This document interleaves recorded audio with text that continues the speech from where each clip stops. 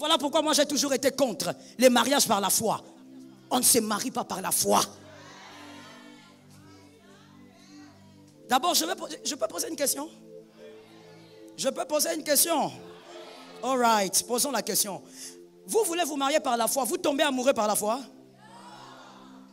C'est-à-dire, tu tombes amoureux par la foi. Tu n'as rien dit à la fille, mais tu dis par la foi, elle va m'aimer. Il y aura une communication télépathique. Nous allons nous aimer par télépathie. L'amour par la foi. Ah, frère, vous savez combien d'hommes ils ont eu à pleurer. Il était là à l'amour par la foi. La fille a été attrapée par quelqu'un d'autre. À l'église, il est devenu aigri. Quand tu l'appelles, fais la modération. J'ai mal à la tête. Pourquoi? On a capturé ça, la fille qu'il allait épouser, on l'a pris par quelqu'un d'autre. On ne tombe pas amoureux par la foi. Quand tu veux une femme, tu vas vers elle et tu parles à la femme. Et puis mon frère, arrête ces histoires-là de dire, voilà, Dieu m'a dit, non, regarde la femme dans les yeux et dis-lui, toi, je t'aime. C'est pas compliqué, hein? C'est pas compliqué. Moi, je sais pas. Bon, moi, je ne suis pas un homme, mais je suis sûr que moi, si j'étais un homme, je n'allais pas me compliquer la vie comme ça. Non, je n'allais pas me compliquer. Tu ne trouves pas? Hein? Voilà. Déjà, je suis une femme là, je ne me complique pas la vie. Quand je vais te dire une chose, je te regarde en face, cache, je te l'ai dit. C'est tout. À moins que Dieu me dise, ce n'est pas te dire. Mais si je dois te dire, je te regarde, je te dis. Tu es d'accord, tu es d'accord. Tu n'es pas d'accord, tu n'es pas d'accord. Mais si j'étais un homme, j'allais seulement aller chez une femme. Bonjour Julie. Bonjour, tu vas bien? Oui, je t'aime. Maintenant quand je dis je t'aime, là j'attends la suite. C'est tout. Tu m'aimes pas. Mon frère, des fois tu sais... J'ouvre une parenthèse. Des fois, tu sais, tu fais de longs discours et puis au bout, tu te rends compte que la fille t'aime pas. Donc, tu as gaspillé toutes les philosophies. Tu vois tous les livres que tu as lus là, tu as gaspillé. Tu es là, tu sais, et Socrate a dit, Platon a dit. Tu es là en train de philosopher. Et à la fin, au finish, la fille te regarde et te dit, écoute-moi, je t'aime bien, mais je te considère comme un frère. Blessure de l'éternité. Je te considère. Donc, oh frère, mon frère, pourquoi tu as alors fait tous ces discours-là? C'est inutile. Viens seulement dire à la soeur, ma soeur, je t'aime. Bon, la soeur aussi, si elle est intelligente, elle va te dire quel genre d'amour? Bon, amour. Amour du mariage. Hein? Fais direct. Pourquoi tu souffres? Il ne faut pas prendre Dieu pour qu'il soit ton parrain. Non, il ne faut pas dire j'ai rêvé, non. Dis-lui que tu l'aimes, c'est tout. Et ne te marie pas par la foi. Moi, je t'ai toujours dit, quand tu te maries ici, Allah ma compagne, oh, je te bénis ici, on a fini. Même si c'est un dimanche, ou je ne sais pas, même un lundi ou quoi, le jour suivant du culte que je te voie. Parce que je veux voir si tu marches bien. Parce que si tu n'as pas un bon lit, on le saura. Tu ne viendras pas au culte. Tu auras mal partout. Là, c'est quel mariage, mon frère? Hein? On dit lune de miel. Ça se transforme en lune de chèvre. Ça se transforme en combat de bison. Pourquoi? Parce que les conditions ne sont pas réunies. On ne se marie pas par la foi. Monsieur, tu veux te marier, prépare-toi. Monsieur, tu veux te marier, prépare-toi. Je disais, monsieur, tu veux te marier, prépare-toi. On n'épouse pas une femme avec l'argent de la femme. Non. Non. Prépare-toi. On n'épouse pas une femme avec l'argent de la femme. Non, ma femme travaille, elle a 1000 $, alors elle me donne 200, on achète des casseroles. Non. Prépare-toi, monsieur, pour épouser cette femme-là. Est-ce que quelqu'un a entendu? Il y a quelqu'un qui va dire, oh maman, comment ça? Oh, la Bible. Oui, mon frère, moi je suis bibliste. Tu veux me donner le verset? Le problème, c'est que ce n'est pas le sujet d'aujourd'hui. Mais un seul verset que je peux te donner. Adam, c'est lui qui a donné la côte. Attends, ne dis pas amen, attends. Tu vois tel que je suis là. Je suis Isha, c'est-à-dire toutes les femmes sont des Isha et les hommes des Ish. Aucune Isha n'a un problème de côte. Nous sommes complètes comme on est là. Ce sont les Ish qui n'ont pas. Alors mon frère, depuis là, c'est toi qui avais donné. Il faut continuer à donner. Il faut continuer de donner.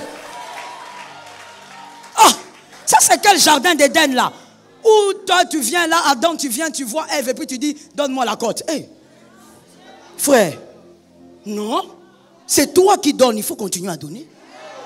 J'entre même dans le mariage, à mon frère, l'argent de ta femme, là, il ne faut pas mettre l'œil dedans.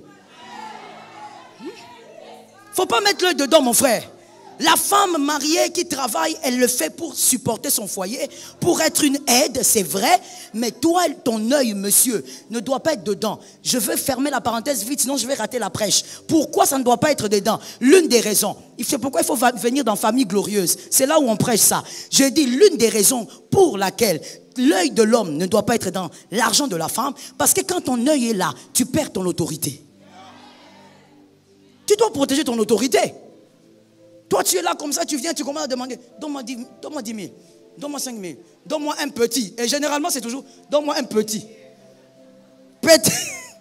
Donne-moi un petit rien. Petit rien, alors tu n'as pas comment. Non, donne-moi un petit là, je veux te rembourser. Hey! La femme mariée à qui on rembourse ici, il faut me donner ta tête, je vais te bénir encore. Parce que tu es spécial. Si on te rembourse par ton mari, oh, alléluia. On va te donner le trophée Aena. Parce que le remboursement là, c'est... Quand tu reviendras pour... Chérie, le remboursement... J'ai trop de problèmes en ce dernier temps. Les visages même changent. Quand on avait donné l'argent, tu souriais. Pour rembourser, je ferme la parenthèse. Je dis ceci. Élisée, laisse-moi terminer. Élisée a dit, donnez-moi une assiette neuve, il faut préciser, avec le sel dessus. Le sel est l'image de l'alliance. Le sel est aussi dans la Bible l'image de l'alliance entre Dieu et son peuple. Selon, je vous donne un témoin biblique, ça sera mieux.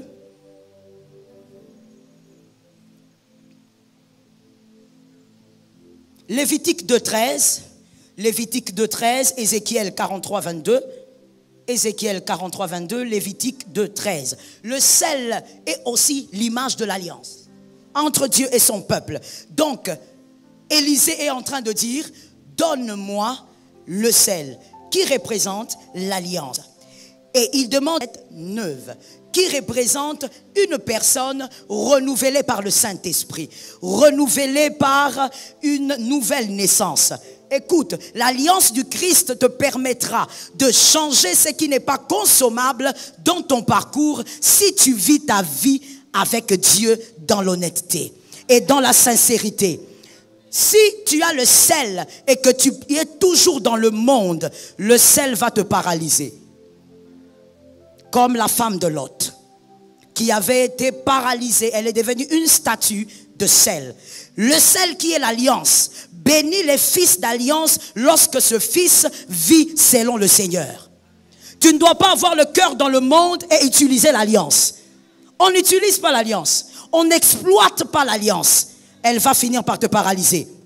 Tu peux mentir les hommes, mais tu ne peux pas mentir Dieu. Dieu sait qui l'honore en secret et qui ne l'honore pas. Dieu sait qu'il l'aime parce qu'il a peur de l'enfer et qu'il l'aime parce qu'il a choisi de l'aimer pour toute la vie. L'alliance, on n'utilise pas le nom de Jésus pour déstabiliser le mal dans le parcours lorsque ta vie n'est pas totalement à Dieu. Tu vas ressembler à la femme de Lot. On ne blague pas avec le sel.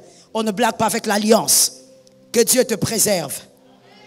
Regardez ce qui s'est passé dans la vie de Jésus. I like it. Premièrement, il y a dans la vie de Jésus. Le premier miracle de Jésus était dans Jean 2,7. Jean 2,7. La fête de Canaan que vous connaissez. Le premier miracle d'Élisée, c'est celui que je vous ai présenté dans 2 Rois 2, 19 à 20. Mais les deux miracles ont quelque chose de commun. C'est que les deux hommes ont décidé de changer les choses. Les deux hommes ont refusé de subir ce qui était inconvenable. Les deux hommes ont décidé de changer les choses. Les deux premiers miracles des hommes redoutables et puissants, les deux premiers étaient le miracle de la transformation. D'abord, ils sont transformés parce qu'ils ont refusé de vivre ce que la situation ou ce que la réalité les imposait. Je suis en train de te dire, tu peux tout changer dans ton parcours par l'alliance. Tout. Par l'alliance du Christ, tu peux tout changer. Il te suffit de croire que ça peut changer, ça va changer. mais seulement que ta vie soit réellement pour Dieu. Ne viens pas faire semblant en venant à l'église. Ne porte pas un faux masque en étant à l'église. Tu n'as pas besoin de ça, le temps est court. Ne vois-tu pas tous les jours des jeunes gens mourir comme des papillons sur la toile partout? Les gens meurent tous les jours. Tu n'as pas le temps pour faire semblant. Maintenant, c'est le temps de la vérité. Vis selon la vérité, l'alliance sera puissante. Je vais te dire quelque chose que tu vas retenir pour la vie. Pourquoi des fois quand l'un dit au nom de Jésus, la chose se fait, quand l'autre dit au nom de Jésus, il n'y a rien? C'est le même Jésus. Pourquoi il y a deux types de manifestations de puissance? Pourquoi de l'autre côté c'est puissant, mais chez l'un c'est médiocre, il n'y a rien?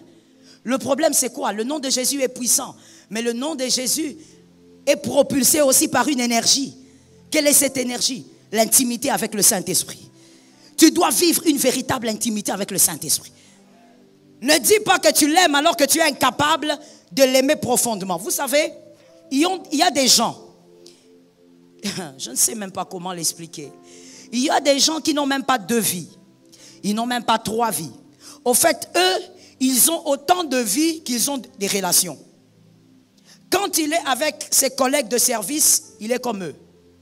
Quand il est avec ses frères païens, je dis frères biologiques, païens, il devient comme eux. Quand malheureusement il va dans un bar, il devient exactement comme un homme de bar. Tu as autant de vie que tu as des relations. Tu as autant de masques. Mais tu veux voir le miracle dans le parcours, dans la saison. Tu veux voir la puissance de l'alliance. Comment tu feras? L'alliance va te paralyser. L'alliance va toujours te rattraper. L'alliance va t'humilier en public pour les choses que tu fais en secret. Je reprends. L'alliance de Jésus va t'humilier en public pour le péché que tu fais en secret. On ne peut pas tromper Dieu. On ne peut pas dire personne ne sait. Même ma femme n'est pas au courant. Mon frère, tu te trompes gravement. Tu seras humilié à un niveau où tu te dis, qui va me délivrer de cette situation? Mais pourquoi Dieu des fois humilie comme ça? Ce n'est pas pour te perdre, c'est pour te récupérer. Dans ta saison, moi je crois qu'une nouvelle saison commence. Je crois que le mois s'achève parce qu'une nouvelle saison doit commencer. Mais dans cette nouvelle saison, utilise l'alliance. Utilise l'alliance du Christ. Et des fois, quand vous êtes dans une bonne intimité avec le Seigneur, vous n'avez même pas besoin d'invoquer l'alliance. L'alliance va opérer.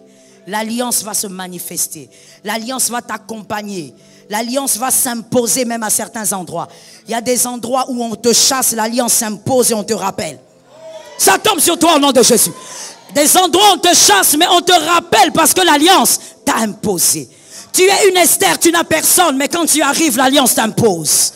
Tu es une orpheline, là-bas, tu n'as pas de piston, mais quand tu arrives, l'alliance t'impose.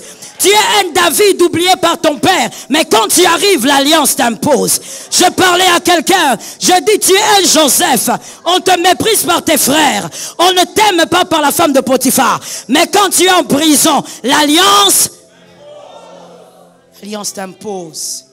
La femme de Potiphar croyait qu'elle pouvait arracher à son mari l'amour qu'il avait pour Joseph. Mais quand l'alliance t'impose, en prison, il n'y avait pas de Potiphar. Mais le geôlier a aimé Joseph.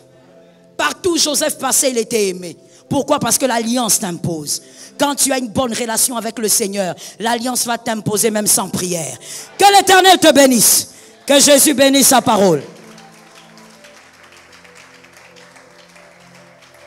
Tu peux célébrer la parole de Dieu. Merci Saint-Esprit. Bientôt s'affichera à ta gauche une vidéo où Pasteur Joël te parle de la dîme et de ce que tu perds lorsque tu ne paies pas ta dîme.